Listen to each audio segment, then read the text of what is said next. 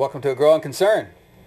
We are fortunate with us tonight to have Lloyd Marbet, who's going to do one of his famous PowerPoint presentations. But Lloyd, you've been on the program before, and you've actually been out in the doing this PowerPoint presentation. You've been out in the community doing your PowerPoint presentation. You were just in Estacada.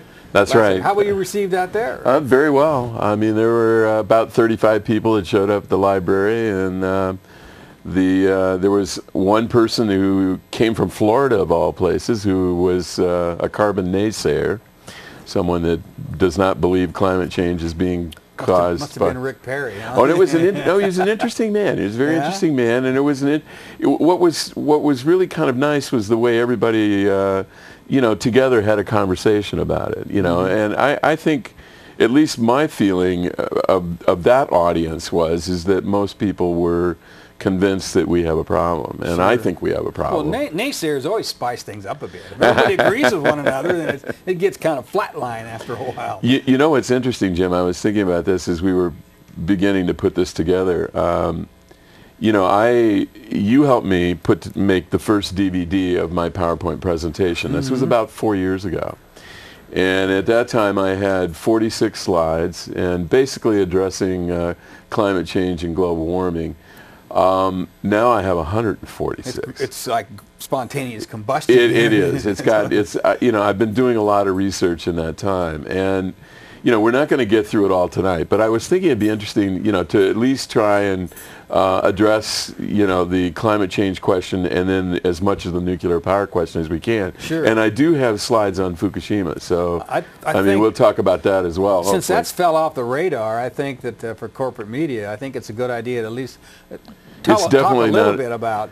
I mean, it's not surprising that it's fallen off the corporate media because, as you know, the corporate media does not convey the information of our day that's important to... NBC and MSNBC is owned by GE. It's disgusting. Who built those... That's exactly right, so, so we'd be able to... it's a pretty good idea to start off with the global warming situation because, that made the news today with Rick Perry... that's right. Talking about how he doesn't believe in it. So. Another disaster out of Texas, no less, which is in the heart of a heat wave that may turn Texas into the Dust Bowl again. They've already lost $5 billion worth of I know. It's amazing. It really is amazing. I just keep harking back to George Bush Sr. Remember that? Read my lips. No new Texans. That's right. So we don't need any more new Texans. Bush was enough. Well, let's just launch into this. All right, let's see if we can pull it up on the screen. Oh, kick in if you have questions. Sure, I'll kick in. Or you think I'm going too fast or whatever's going on. All right. Here we go. Yeah, I entitled this Before Hitting the Ground, and I start out with the sequence of photographs on the Trojan cooling tower, which was destroyed or exploded on May of 2006. I also give thanks to those who helped make this possible. I mean, we spent long years raising this issue before the public. We had 3 ballot measures, none of which prevailed. And in the end, the utility was forced to shut it down. We didn't shut it down, but we definitely provided a reason for them to make the decision to do so. And I dedicate this to a number of people, but the most recent person I dedicate to is Rudy Nussbaum. You can't see it at the bottom of the screen because this slide is cut short. I also like this quote. 30 years of exploration into biology, physics, and human nature have brought me to the realization that humanity has itself forged the sword that is potentially responsible for piercing its own heart. I said I was going to talk about global warming and commercial nuclear power. We won't get to the alternatives, I don't think, but we'll see. People know what they are, but they're just not implementing them fast enough. No, and part of the reason why is the number one problem we've got, even greater than global warming, not in its environmental impact, but in its impact on all issues, is the corporate democracy. The fact that we no longer control our government. It's really been taken. That's an oxymoron, isn't it? It's really sad. It's really, really sad.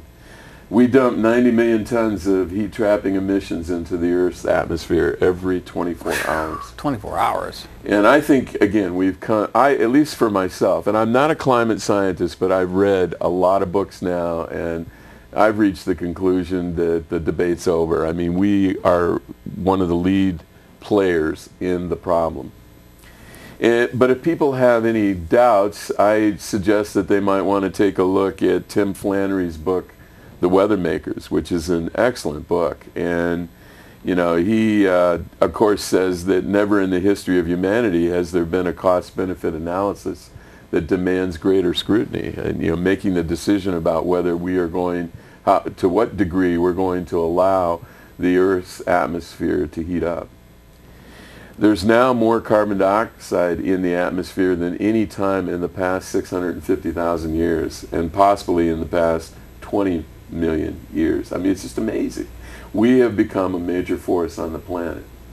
And of course, that led to Dr. James Hansen, the director of NASA's Goddard Institute for Space Science, to testify before Congress in June of 2008 that a tipping point in global warming has occurred when CO2 concentrations in the atmosphere reach 350 parts per million. Current atmospheric concentrations of CO2 are now at 390 parts per million. So we're past the tipping point, and we're starting to see it.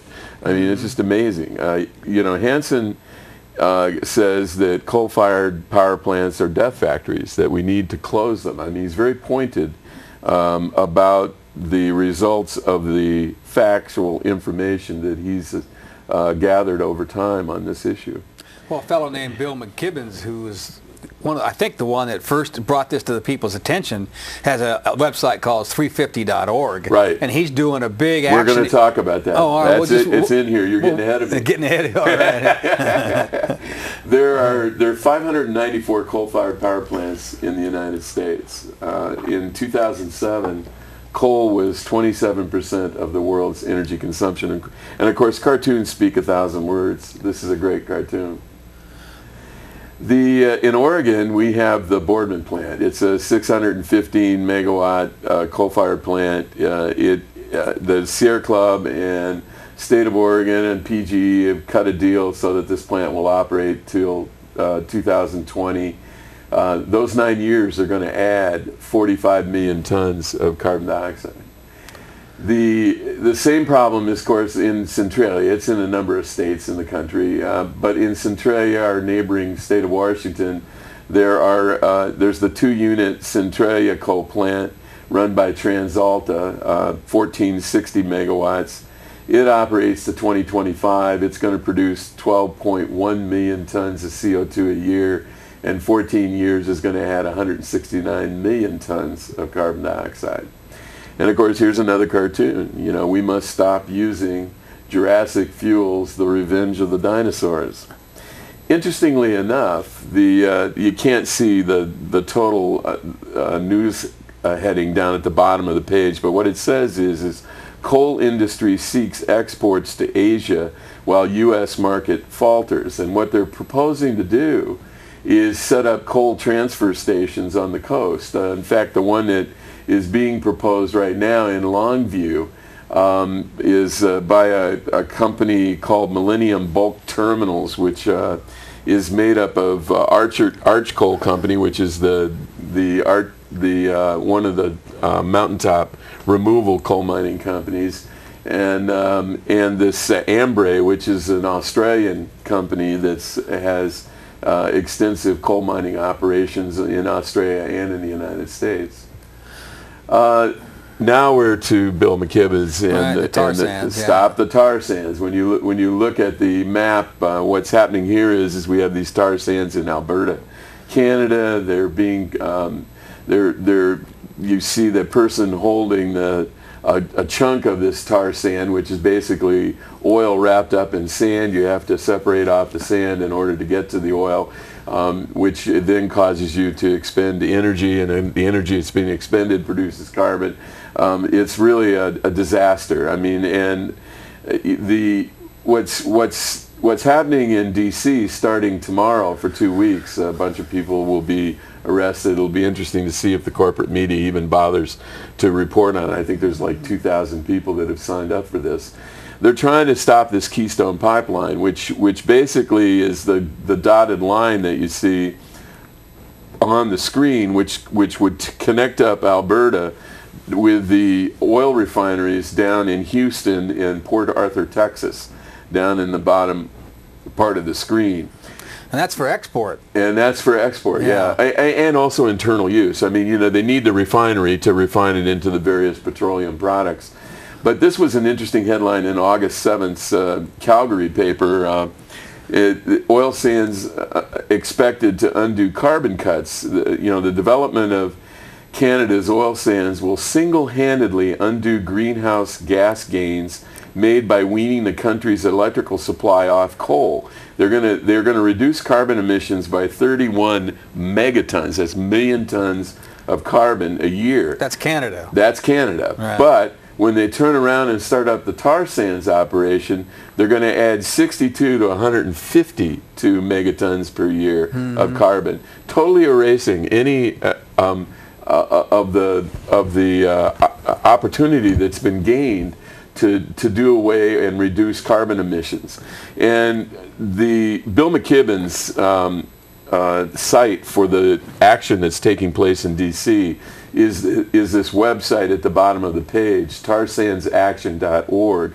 So if people are interested in taking a look at what's being proposed and what's going to be happening, I invite you to go to that website. According to Winona LaDuke, when she was here a while back, I think that there might even be some eminent domain grabbing of land, and I know that they're going through some of these the pathway of the pipeline. Some of the reservations. That's right. Basically, there's some of the poorest people in the country, and offering them all kinds of.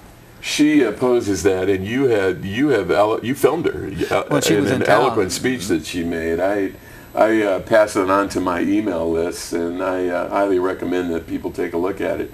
You know, this is just some of the examples of what we confront with climate change impacts. You know, flooding, drought, fires, heat waves, landslides, loss of topsoil, desertification, melting of the ice caps, melting of the permafrost, which is a feedback mechanism that exacerbates the problem because methane. The methane that's released.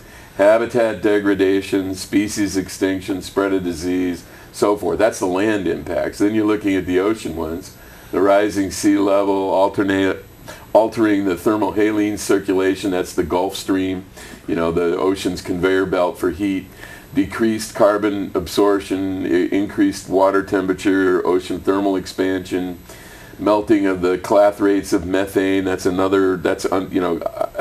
methane that's trapped in ice under the ocean. Ocean acidification, habitat degradation, loss of coral reefs, loss of fisheries, and so forth.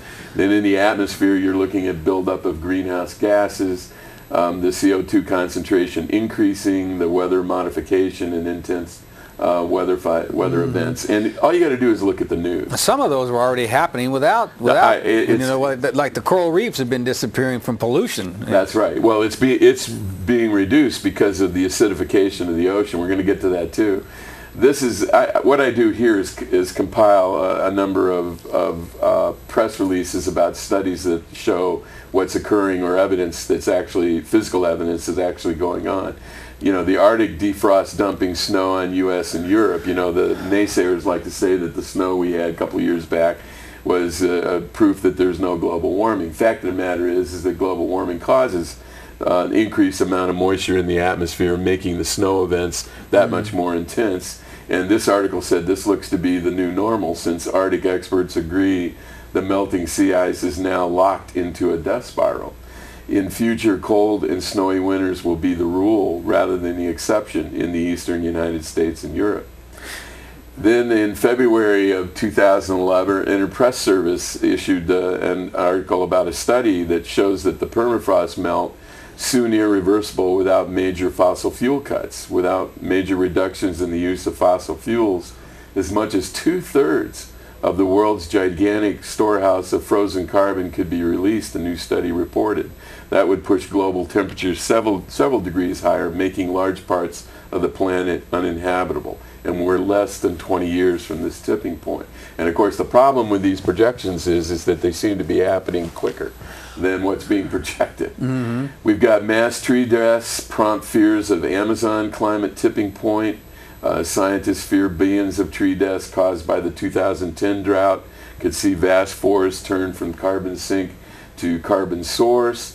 This just in the August 18th, I mean, this is just 2 days ago, or a day ago, critters moving away from global warming faster. In fact, now it's physical evidence, again, showing that this is taking place because different creatures are trying to get to cooler climate than the climate that's heating up that they originally were in. And according to Mike Dombeck, the former U.S. Forest Service chief, I remember him. Yeah. It's already affected the entire planet's wildlife. It's not a matter that might happen in the lifetime of our children and our grandchildren. If you look in your garden, you can see the effects of climate change already. I mean, it's amazing. And this is an older one. This was in 2009. You know, state favors a broad course for climate change goals. That's the Eugene Register Guard. Sea levels are estimated to rise 1.5 feet over the next century, which will result in fierce winter storms and mammoth waves, and that the state's fragile shoreline can't rebuff. State geologists estimate that the beaches of Oregon could erode between 33 and 66 feet due to rising sea levels alone. And this really is kind of conservative. It seems to be going quicker. You talked about the ocean acidification. You know, the 22 million tons of CO2 are absorbed daily by the ocean. This comes from a documentary entitled The Sea Change, Imagine a World Without Fish. 118 billion metric tons of CO2 total are in the ocean right now. 43% of that in the last 20 years. Almost half of it. It's amazing. Acidity levels are higher than they've been at any time in the past 20 million years, and it's getting worse. And this is a June 20th, 2011 article, Oceans in Distress, Foreshadow Mass Extinction. And from the study that they were talking about here, 3 main drivers are sickening the global marine environment, and all are a direct consequence of human activity, global warming, acidification, and a dwindling level of oxygen, a condition known as hypoxia. Not even factor in overfishing on that. So it's looking pretty overwhelming, and we come, of course, now to the drought that's happening in the Midwest, which is really recreating the Dust Bowl. We're going to talk about this a little bit more, but in July, the extreme heat and drought is spreading across 14 states. It's amazing. It's just amazing what is occurring. And then Caution. Came up with it is vitally important not to make connections. When you see the shots of rubble from Joplin, Missouri, you should not wonder, is this somehow related to the tornado outbreak 3 weeks before it in Tuscaloosa, Alabama? Or the enormous outbreak a couple weeks before that, which together comprised the most active April for tornadoes in U.S. history? No, that doesn't mean anything. It is far better to think of these as isolated, unpredictable, discrete events. It is not advisable to try to connect them in your mind with, say, the fires burning across Texas. Fires that have burned more of America at this point this year than any wildfires have in previous years. Texas and adjoining parts of Oklahoma and New Mexico are drier than they've ever been. The drought is worse than that of the Dust Bowl, but do not wonder if they're somehow connected. If you did wonder, you see, you would also have to wonder about whether this year's record snowfalls and rainfalls across the Midwest, resulting in record flooding along the Mississippi, could somehow be related. And then you might find your thoughts wandering to, global warming, and to the fact that climatologists have been predicting for years that as we flood the atmosphere with carbon, we will also start both drying and flooding the planet, since warm air holds more water vapor than cold air.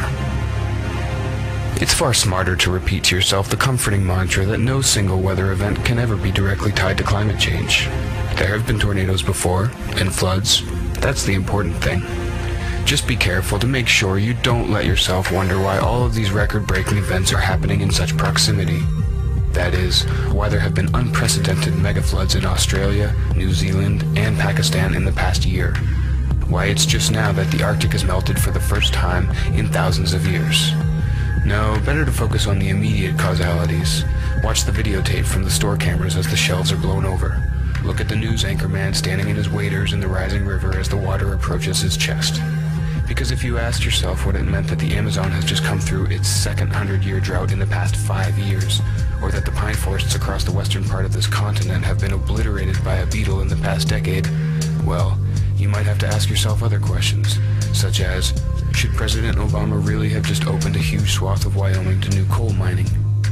Should Secretary of State Hillary Clinton sign a permit this year allowing a huge new pipeline to carry oil from the tar sands of Alberta? You might also have to ask yourself, do we have a bigger problem than $4 a gallon gasoline? Better to join with the U.S. House of Representatives, which voted 240 to 184 this spring to defeat a resolution simply saying that climate change is occurring is caused largely by human activities and poses significant risks for public health and welfare. Propose your own physics, or ignore physics altogether. Just don't start asking yourself whether there might be some relation among last year's failed grain harvest from the Russian heat wave and Queensland's failed harvest from its record flood, and France's and Germany's current drought-related crop failures, and the death of the winter wheat crop in Texas, and the inability of Midwestern farmers to get corn planted in their sodden fields. Surely the record food prices are just freak outliers, not signs of anything systemic. It's very important to stay calm.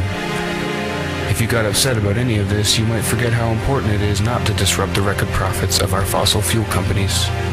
If worst ever did come to worst, it's reassuring to remember what the U.S. Chamber of Commerce told the Environmental Protection Agency in a recent filing, that there's no need to worry because, quote, populations can acclimatize to warmer climates via a range of behavioral, physiological, and technological adaptations, unquote. I'm sure that's what the residents of Joplin are telling themselves today.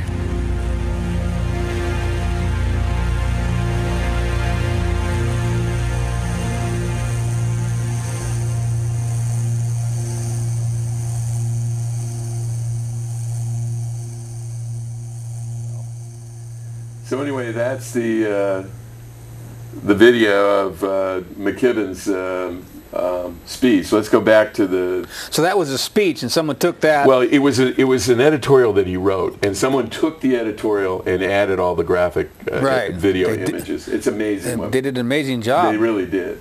So let's go back to the computer again here, and we'll. Okay. Now, one of the things, of course, that I hand out when I do my presentations is a lot of information, and this is one of those flyers that has lots of facts, the 13 scary facts.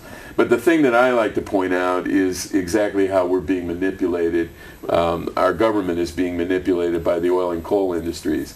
This is what they spent in the first 6 months of 2008, $427 million. This is the only time that we've ever passed a bill in the House on climate change, and of course it was so watered down and so lobbied. For instance, the Center for Public Integrity showed that by the end of last year, more than 770 companies and interest groups had hired an estimated 2,340 lobbyists to influence federal policy on climate change, more than 4 climate lobbyists for each member of Congress. They're just one short of the financial industry, which has 5 lobbyists for every member of Congress. It's just blatant, and it's a theme in all the issues, as you'll see more as we get into this. Rolling Stone wrote a great article about this in their January 21st, 2010 issue, you idiots meeting the planet's worst enemies. I highly recommend that people take a look at it. And it amazes me that Rolling Stone is doing, cutting edge journal reporting, which should be done by the mainstream. Yeah, somebody's got to do it. Yeah, I know. And it reminds me of this cartoon. This cartoon is entitled "Congress Before Time," featuring dinosaurs as members of Congress, and of course this one particular person is holding up a climate change science thing, saying, "Madam Speaker, this asteroid alarmism is the biggest hoax ever." And of course, dinosaurs no longer exist on the planet now. And there was it was right behind him. Yeah, James Hansen has written a book called "The Storms of My Grandchildren," and I highly recommend that people read it.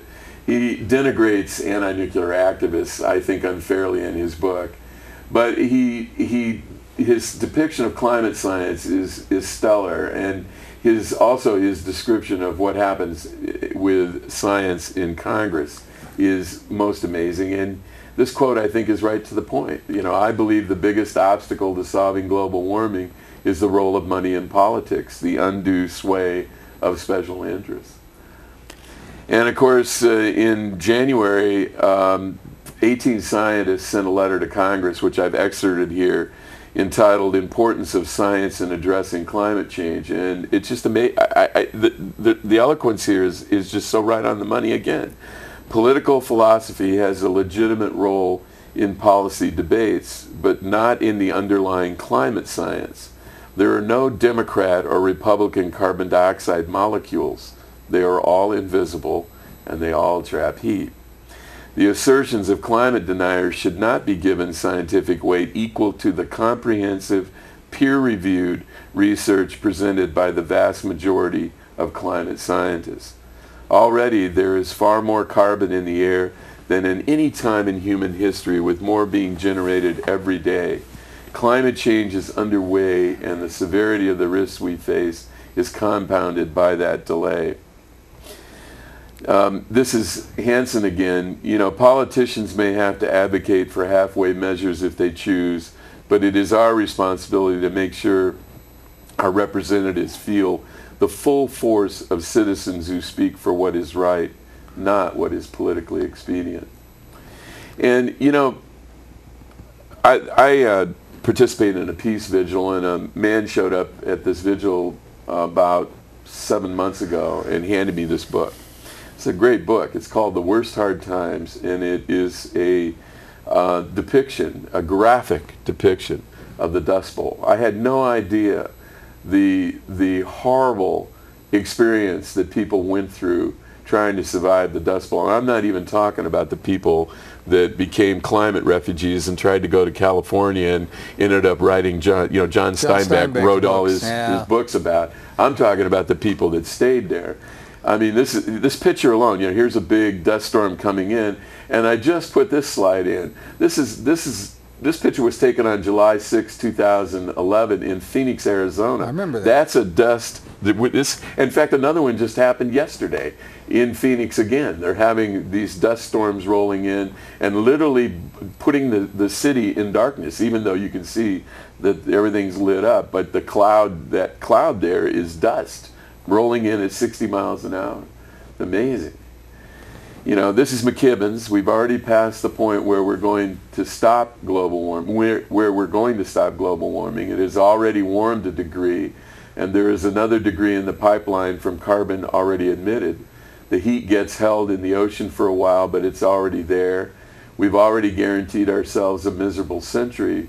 The question is whether it's going to be an impossible one. And the next one will be worse. Yes, and you know, we need to do something about this now. And there's a number. This book by Paul Gilding on the left there is a great book, The Great Disruption. It's subtitled "Why the Climate Crisis Will Bring on the End of Shopping and the Birth of a New World." And I really recommend that people read it. Gilding was once the international director of Greenpeace.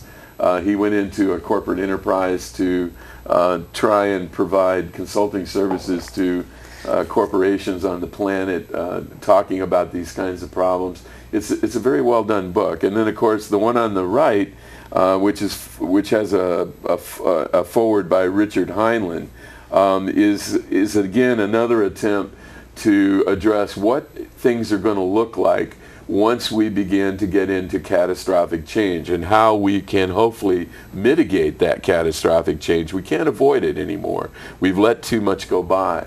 And I highly recommend that people begin to educate themselves. This is Al Gore, again from an article in Rolling Stone, where he said, "Here's the truth. The earth is round. Saddam Hussein did not attack us on 9/11. Elvis is dead. Obama was born in the United States, and the climate crisis is real. It's time to act. Global warming isn't a political issue. It's a moral issue." And I think he's right. So let's talk about nuclear power, because boy, if there's an industry that has jumped on the coattails of global warming, it's nuclear power plant, the nuclear power industry. There's 442 nuclear power plants in 30 countries on the planet. 65 are under construction in 16 countries, and there's 104 nuclear plants in the United States. I'm going to cover a number of different areas of the nuclear fuel cycle. I'm not going to try and repeat it here just so we don't take up a lot of time. So we'll just get into it. One of the things I talk about here is nuclear CO2. Nuclear power produces carbon dioxide, nothing like coal. I mean, nothing like coal. But it still makes, it's not free of its own carbon problem. When you mine uranium, when you enrich it, when you construct the nuclear power plants, when you dispose of the waste, when you do the decommissioning of nuclear power plants, all of that is producing carbon because it's not done with nuclear electricity, it's done with fossil fuels. In fact, there's been an analysis that's comparing the so-called renewable energy resources. The nuclear industry likes to tout itself as renewable also. And you know, it has 25 times more CO2 introduced into the atmosphere than wind does, for example.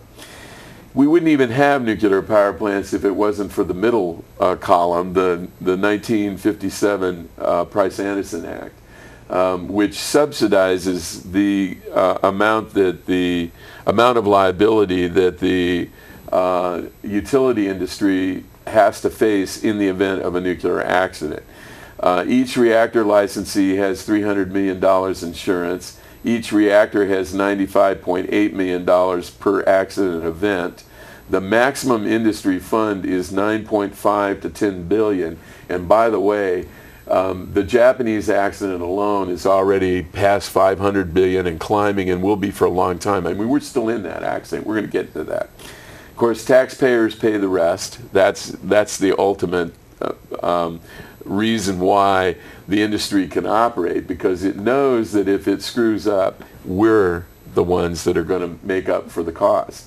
And that's not the end of the subsidies. During the Bush administration in 2005, they passed the Energy Policy Act, and these are more subsidies and loan guarantees. And here's what Dr. Bryce Smith had to say about the 2005 Energy Policy Act.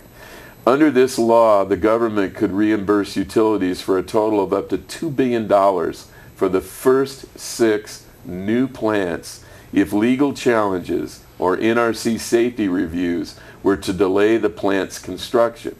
As such, this law will effectively punish the NRC for carrying out its responsibility to protect the public health.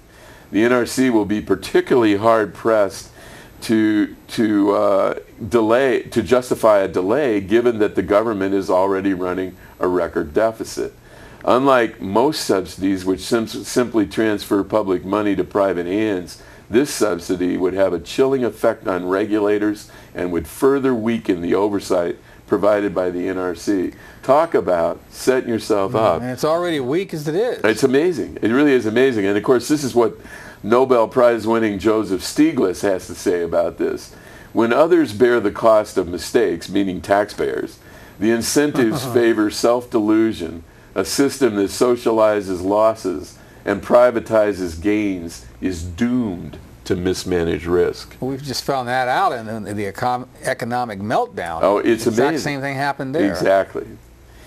So who supports these loan guarantees? Well, unfortunately, during the debate on the 2005 energy bill, Senator Obama helped to vote down an amendment that would have killed the vast loan guarantees for power plant operators to develop new energy projects. So in fact, Obama supports it. Not only that, now as president, he's proposing a total of $54.5 billion in loan guarantees. So the nuclear industry, which can't get private funding, is basically at the trough, the government trough, to try and socialize the nuclear industry so that all the taxpayers are on the hook paying for it. And why? Why is this happening? Well, one of the reasons why Obama is doing this is because he has been supported by the nuclear industry. He comes out of Chicago. One of the largest nuclear plant operators in the United States is Exelon Corporation.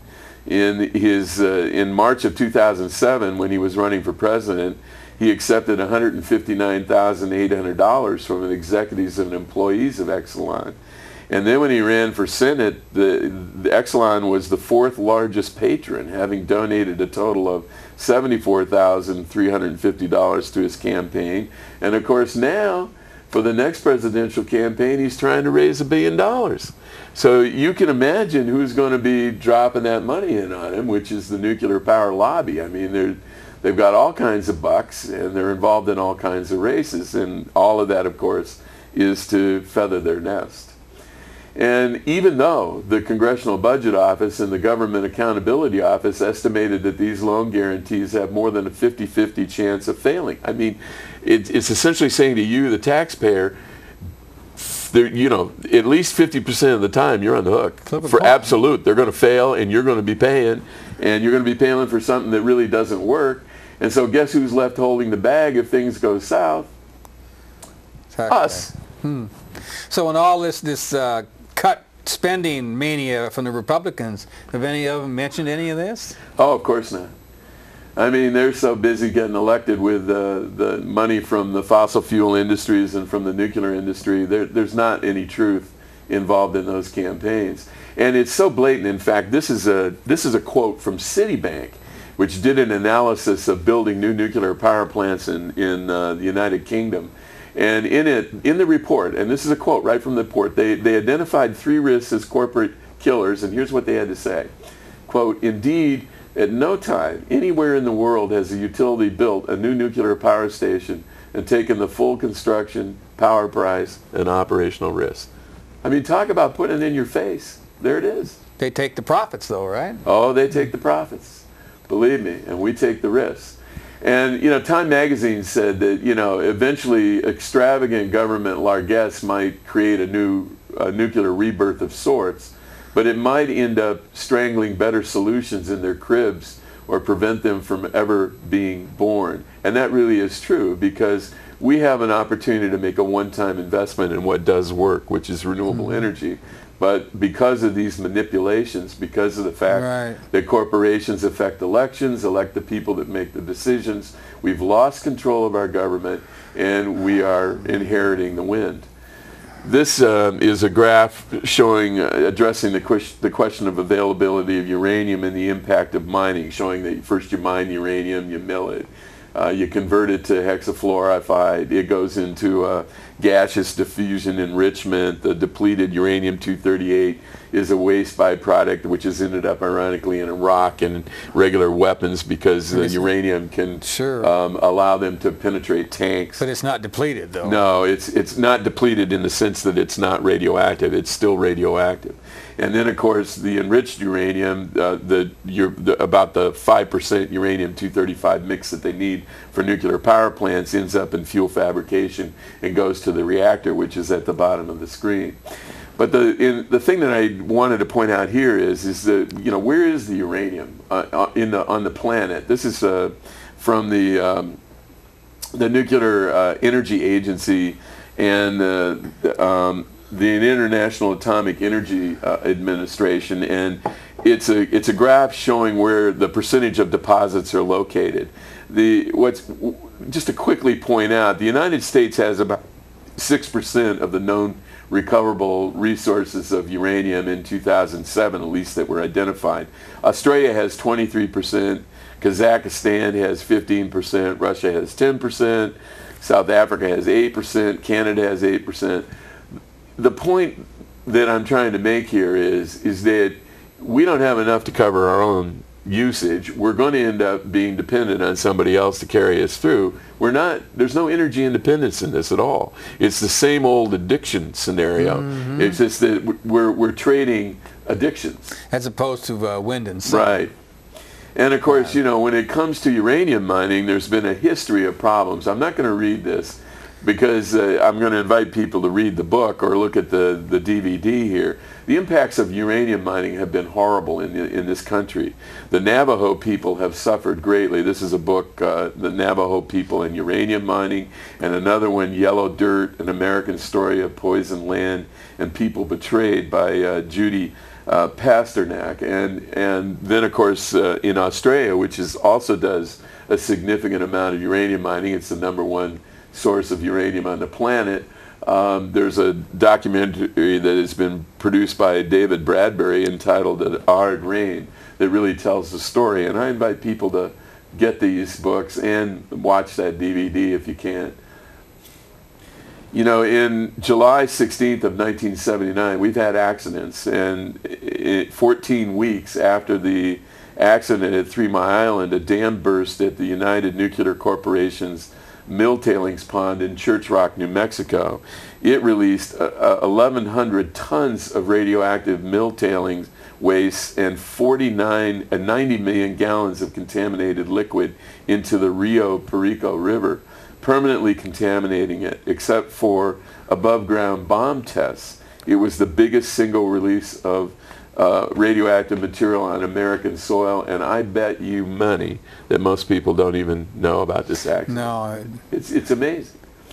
And this is a great cartoon, you know, man playing with uranium until no more man.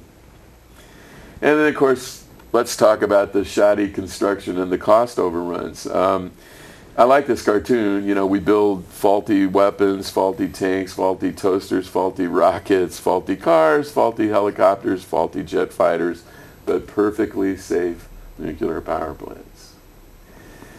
If I ever write a book about Trojan, this is my life we're going to be talking about here, because I've spent, you know, I lived through gathering of this information. I would probably entitle it Left Behind. I think someone's already picked up that title for other purposes, but in essence that's what we're looking at here. You know, Trojan was a pressurized water reactor. It had 3 independent cooling systems. The red one there is in the reactor vessel was the one that came in contact with the uranium that was fissioning inside the reactor vessel. The blue one is the steam generator, which extracted the heat from the primary system, and that flashed the steam, went through the turbine, creating electricity, as you see schematically there, lighting the city. And then, of course, that was cooled by the cooling tower, and all these were independent cooling loops. And underneath the reactor, that little yellow box that you see there, underneath the red number 1 loop, is what was called the Emergency Core Cooling System Recirculation Sump Pit. And that plays a role in the story we're going to tell about Trojan. You know, Trojan went into operation in 1975, and from the beginning it suffered corrosion problems in its 4 steam generators. The cause was never identified. And for the whole time that Trojan operated, upon its closure in 1993, they never were able to figure out what was wrong. And they to get rid of the evidence, because they were in court with Westinghouse, they just filled him full of concrete and buried him, went into an undisclosed settlement with Westinghouse. And of course Westinghouse only gave him a 30-day warranty on the steam generators. I mean, it's an amazing story. And the court records were sealed, and no one knows to this day what caused the corrosion problem. In 1977, 2 years after the plant had been operating, they found that the control room building walls were missing reinforcement rods and did not comply with the Uniform Building Code. I mean, it was the grossest kind of error. And they had to shut the plant down and rebuild the control room building. I mean, it's just amazing. And then, of course, in 1989, 14 years after the plant had been operating, they discovered that little yellow pit underneath, again a diagram of the cooling systems at Trojan. That little yellow pit was supposed to have been inspected each year by the Nuclear Regulatory Commission, the state of Oregon, by the company itself. And for some reason it never got inspected, and they discovered in 1989, 14 years into the operation, that it was full of construction debris. They had pumps in there. The reason why that pit was so important is if there was a pipe break inside the reactor building, all the water cascaded down into that pit. Pumps would turn on and it'd pump the water back up. And there was a screen over, it was supposed to be a screen over the top of that pit that screened out anything that was bigger than the size of a dime, because that would destroy the pumps. Well, the screen was missing. I mean, it's just amazing, just amazing. You know, we would have had our own Fukishima if anything had happened. We've been very blessed. Nothing did happen. I think it was really wonderful that we eventually shut the plant down. In 1993, after the company had defeated our third ballot measure in '92 in December, or in November of '92, they had a leak in December in their steam generators. And they had to shut the plant down. And then there was a leak within the NRC that released information that the scientists in the NRC had dissented on Trojan continuing to operate. And all that eventually led to them deciding to close the plant, The spent fuel, they had 790 spent fuel assemblies in the spent fuel pool. They moved those into the independent, what eventually was an independent, what they call the independent spent fuel storage facility. You think that that's a building, but what it is in that photograph, which is right next to it's elevated above the Columbia River. You can kind of see the blue, a little bit of the blue at the top of that photo. That's 34 casks that are waiting for the federal government to come and take away the waste. That's all of Trojan's waste, high-level waste, sitting right there next to the river. And of course, in 2000, which was 7 years after Trojan's closure, Joseph Mangano, a radiation and public health project, he published a study showing that, entitled Improvements in Local Infant Health After Nuclear Power Reactor Closing. This study documented infant mortality rates surrounding Trojan and 4 other nuclear plants, and after each nuclear plant closed, infant deaths dramatically decreased. So never let it be said that this is an industry that has not caused harm. It definitely has caused harm, and of course it's caused harm to the most susceptible to radiation, which is infants. And fetuses, I would imagine. And fetuses, yes.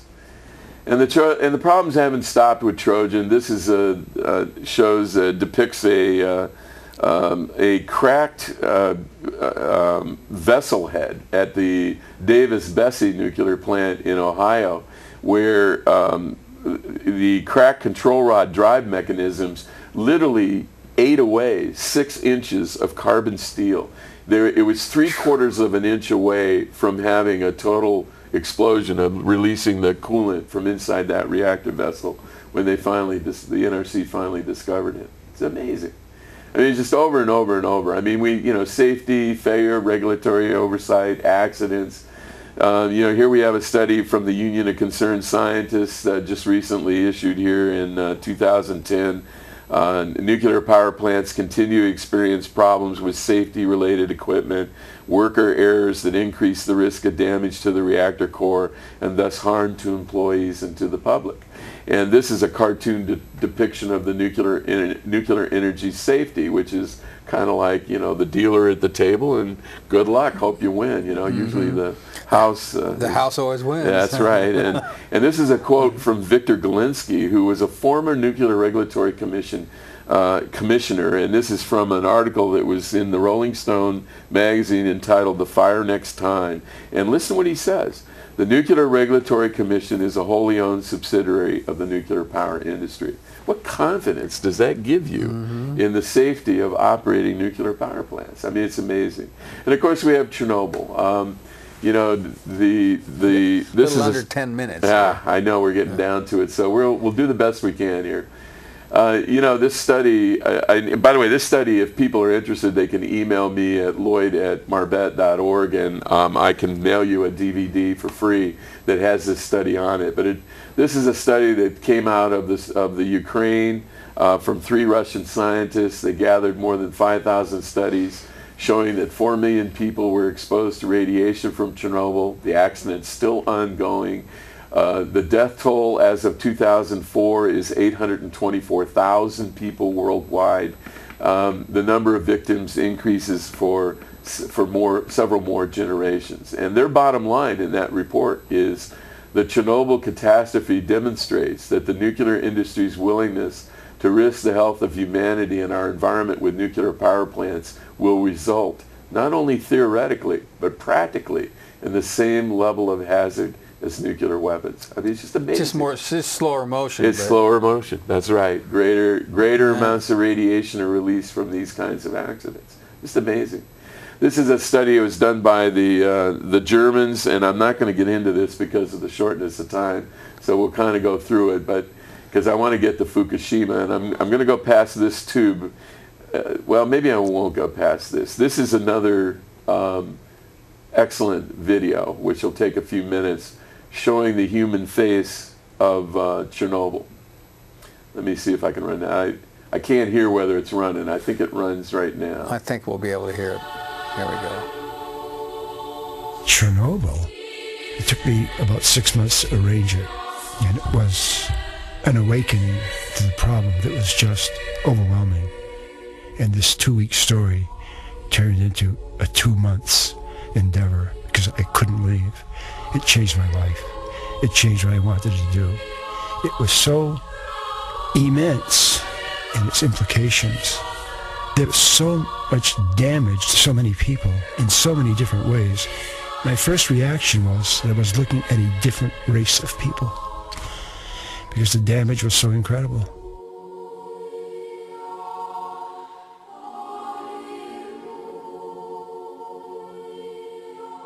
Kids on the floor, they can't walk, they don't walk, they roll, they crawl, they slither, they eat on the floor.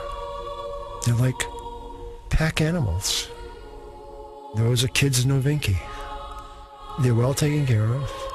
The nurses are fine, the help is fine. They're not brutalized, but they're in this institution, which is part of a mental institution. They're not educated.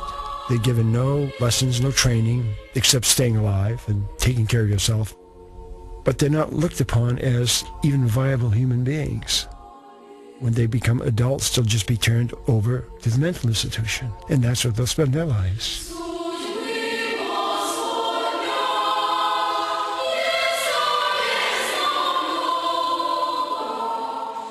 Someone asked Robert Oppenheimer, the father of the bomb, after the first explosion in New Mexico, what was it like? He said, some of us laughed, and some of us cried, and some of us fell silent.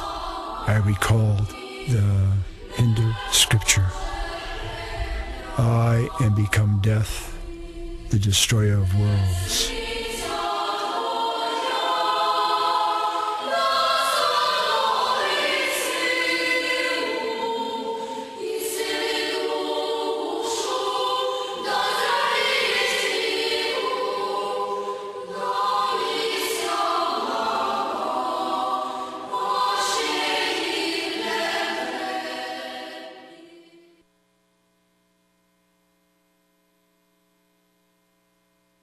Case that this is what the Japanese face at Fukushima, and it's true. I think it's very true.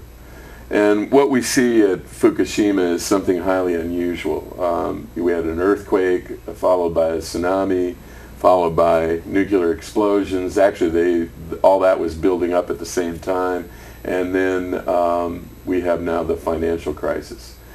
The interesting thing about recent news that's come out from this accident's now, going past its 5th month, and they now have basically determined that the meltdown that occurred took place before the tsunami hit, which is significant because, see, the Japanese have been trying to say, oh, it was, the fact that we had the power supply that was wiped out, the tsunami was something that was unforeseen. It wiped out the generators. The earthquake was something that was predicted, and really, it's amazing what happened here. I mean, the earthquake basically cracked the reactor vessels, at least in 3 of the reactors. In the 4th, it was the spent fuel pool. There were 4 units that were involved in the accident. 1, 2, and 3 had fuel inside the reactor vessels themselves. Unit 4 had its fuel removed. It was in an adjoining spent fuel pool. All the spent fuel pools in 1, 2, and 3 had waste in them as well, spent fuel in them as well. And the way the reactor is designed, it creates a huge problem. As you see here, this is a schematic of a GE boiling water reactor. And the spent fuel pool is right above the reactor vessel. I mean, it's right next to it. So if you got problems, you're multiplying your problems. And that's what happened here. The secondary containment that you see there at the top, this is just a prefabricated metal building at the top. I mean, it's not, the reactor vessel has a thickness of steel involved in it in the primary containment, which is surrounding, the reactor vessel. But the actual building itself provided very little containment. And of course, when the steam explosions start to happen, and of course they're caused by the fuel cladding melting and releasing hydrogen from the zirconium that's in the fuel cladding, those explosions just open the buildings up. This is reactor number 4, which did not involve the reactor vessel, but the spent fuel pool, and that green thing that you see there is the overhead crane collapsed into the spent fuel pool. Now, you know, it's too bad that we don't see radiation like this. I mean, it would be a definite help to humanity if we could identify the pollution that's coming from these reactors, but we can't. You know, radiation is a perfect industrial pollutant. You can't see, touch, taste, or smell it. You don't know when you're bombarded with it unless you have sensitive equipment that can measure it. All the sensitive equipment was destroyed in the explosion at this reactor. And of course, you know, they've since then have been trying to measure the radiation on the victims. And the effect may not be for years, decades. You know, that's the point of Chernobyl. Again, you know, the human face is those children. I mean, it's amazing. I know we're getting close to the end here, so I'm kind of rushing through it. I've kept a diary of information that's come out of here. I would like to point out this last line in the diary. This is actually yesterday's date. There is a special that you can get by going to the internet and Googling NHK : special mapping the radioactive fallout. The NHK special : NHK special : mapping the radioactive fallout. It is it's just gut-wrenching. It's the story of how the people in Japan are banding together as civilians to try and measure the radiation around them because the government and the industry is not willing to do the job.